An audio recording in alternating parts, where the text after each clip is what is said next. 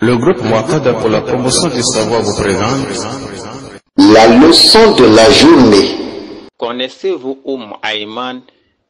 C'était une femme qui n'avait aucun lien de parenté avec le prophète sallallahu alayhi wa sallam, mais à propos de qui le prophète sallallahu alayhi wa sallam dit Ayman est ma mère après ma mère.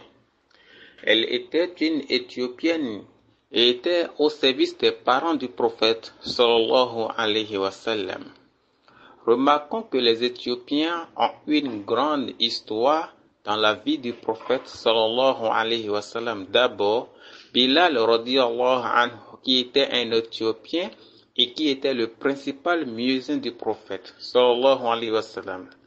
An-Najashi, qui était le roi de l'Éthiopie et qui avait donné exil aux compagnons qui ont émigré dans son pays.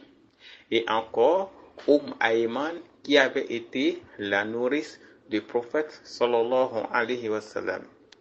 Ne trouvez-vous pas que c'est normal que l'Occident ne réussisse pas à coloniser ce pays, car c'est un pays qui a une grande place dans l'histoire de l'islam. Ayman n'a jamais abandonné le prophète sallallahu alayhi wa sallam depuis son enfance jusqu'au moment de la révélation.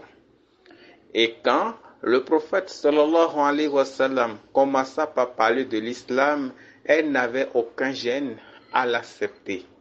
Lorsqu'elle adhéra à l'islam avec le cœur rempli de conviction, son mari, Ubayd ibn Zayd, refusa de la suivre et les deux se séparèrent.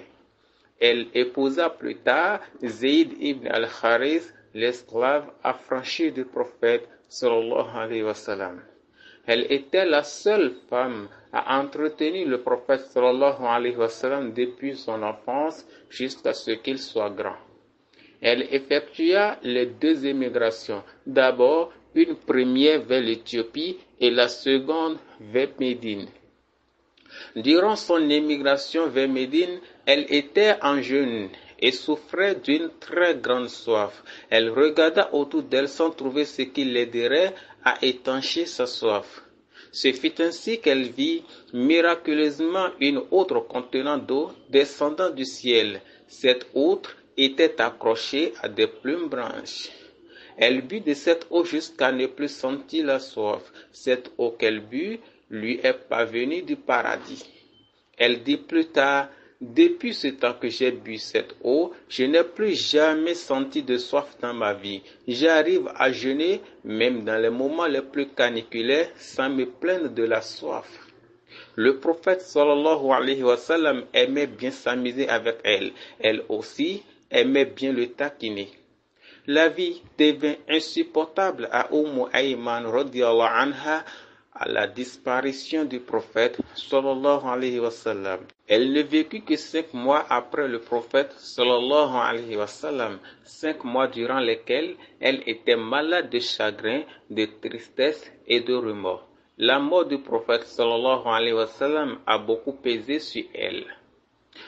Ayman radiyallahu anha était une femme qui occupe une grande place dans l'islam. Les musulmans doivent connaître son histoire. Son vrai nom est Baraka bint Thalaba. C'est elle qui nous dit à propos du prophète sallallahu alayhi wa sallam: je n'ai jamais vu le messager d'Allah se plaindre de la faim ni de la soif. Lorsqu'il sortait le matin, il buvait l'eau de Zemzem. À son retour, nous lui demandions s'il voulait manger et il nous disait: je n'ai pas faim. Est-ce que vous avez retenu quelque chose de la leçon d'aujourd'hui? C'était le groupe Muaqada.